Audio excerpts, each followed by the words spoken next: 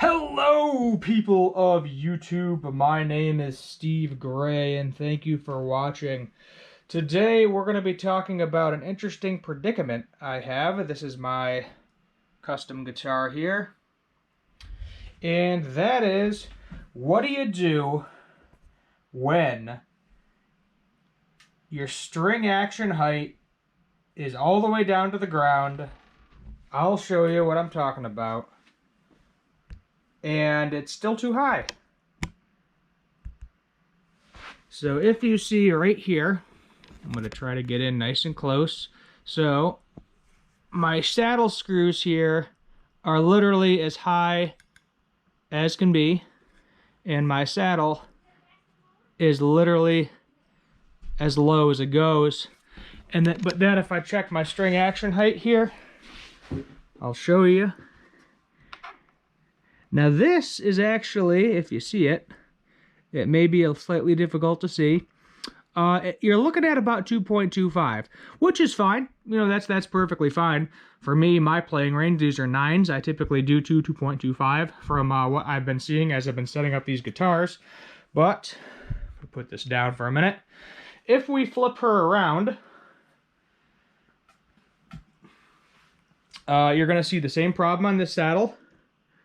All the way to the ground on the high E, and we go to my 12th fret here.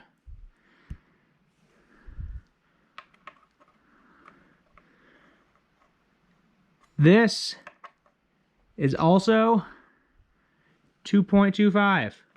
And if we look at the back of the card here, says low string, high string should be 1.6 millimeters. I don't know if you can see it fully on the camera. I'm trying to get it. So, that leads you to two things you can do. One is called, called shim the neck. And I don't personally want to do that. I don't think I need to do that. And I'll show you why in a minute, because I've already done this. I'm prepared. So what you do when you shim the neck is you're literally taking the 4 bolts off of your neck, popping the neck off itself, and then you take something small like, let me take a look here, typically like a piece of paper. If you remember correctly, my paper width, I'll get you the specs on my paper width so that way you know it, because I wrote it down. Your typical piece of paper is going to be 4 thousandths. So if you fold a piece of paper in half, you're going to get about 8. And then if you fold the piece of paper in half yet again, you're going to get about 12 thousandths altogether. So I would have to fold a piece of paper roughly 3 times, because this is about 10 thousandths off or so, in order to raise the neck pocket up high enough so that way I can adjust the screws down here at the bridge so it'll work in my favor. I also have a Epiphone Epiphone Thunderbird bass that I noticed this too. But the next thing we're going to do, because this was fully set up initially, is we are going to take a look here at our relief.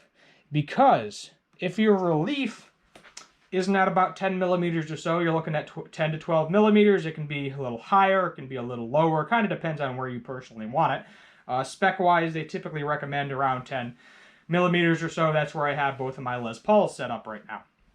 That was the spec sheet as well. So you capo the 1st fret, as you can see here, where the neck meets the body.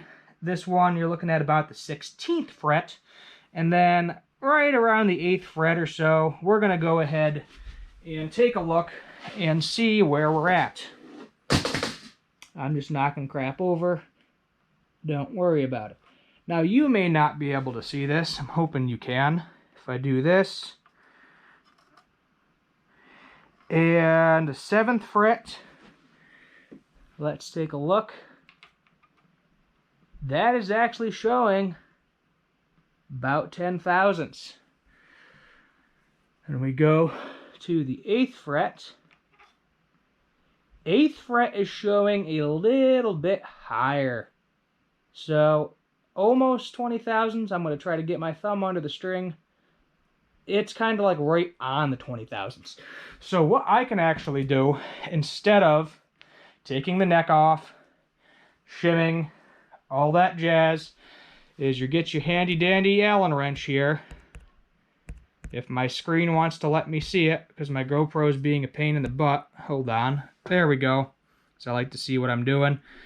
This was the only Allen wrench I found that fit this, because I think this is a little bit stripped in here. And I already went ahead, loosened the strings. And real simple, we're just going to cram this in there. If I can get it in all the way. And we are going to tighten about 1/4 of a turn. Pull that out.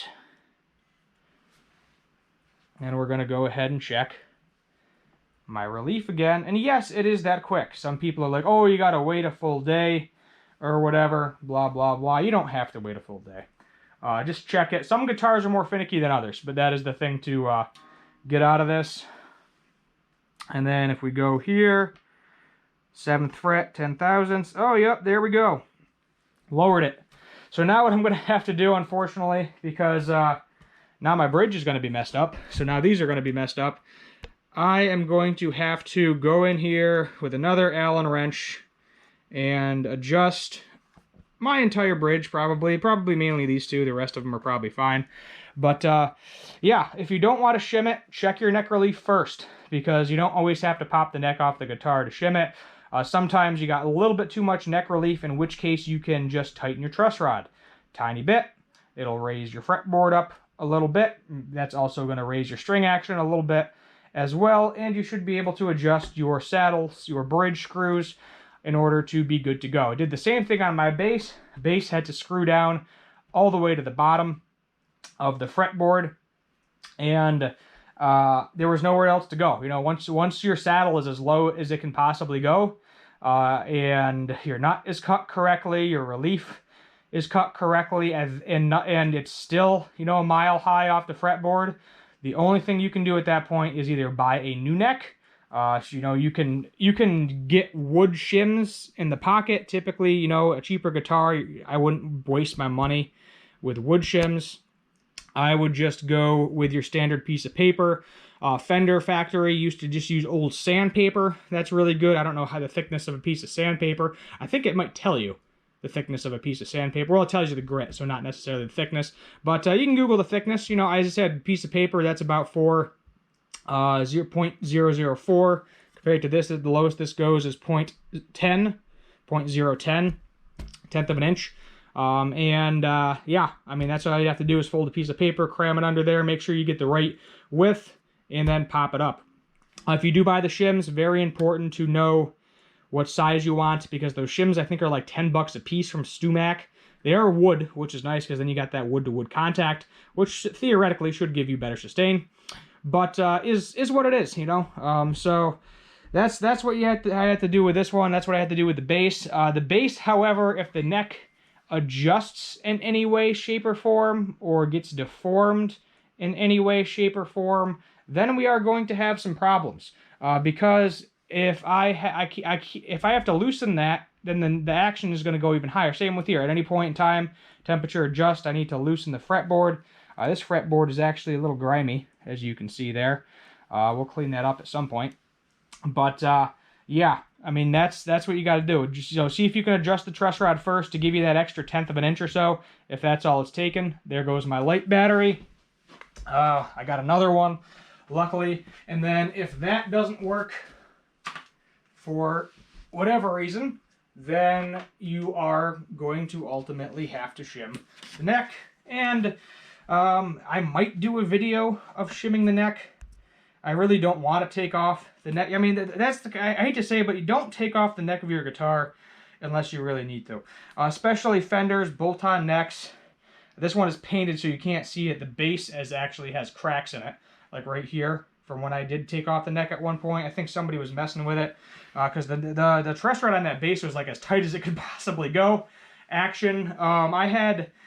I actually maxed out my action gauge with the bass before I was messing with it. I am going to actually show you the Thunderbird bass in another video. Probably next week. I'm just going to oil the fretboard, show you how to oil the fretboard. That'll be like a 2-minute video. But yeah, that's what you have to do. So if your bridge is onto the ground, check your neck relief first. See if you're actually where you need to be. If you have a little bit of a room for improvement, tighten your truss rod just a little bit, so that way you can get that extra little bit of length that you need to get your high E string where it needs to go. Because right now my high E string is over 2 millimeters. It's supposed to be at like 1.6. So yeah, way too high on this. Oh, there goes my other light. I got to charge both of my lights apparently. So yeah, that's I think where we're going to end it. If you have any questions, concerns, put them in the comments down below. While you're down there, hit that subscribe button, turn on that notification bell, leave a like, and let me know what you'd like me to do for future guitar and music related videos. Yet again, I'll be doing an oil video. That'll just be a quick little, probably 2 to 5 minute thing. Nothing major, because my bass needs some oil. This might need a little bit of oil too. It's good to oil your instruments about once a year. I'll get into more details of that in the actual video. My name is Steve Gray, and this is Gray's Guitars. Thank you for watching, and as always, have a good one.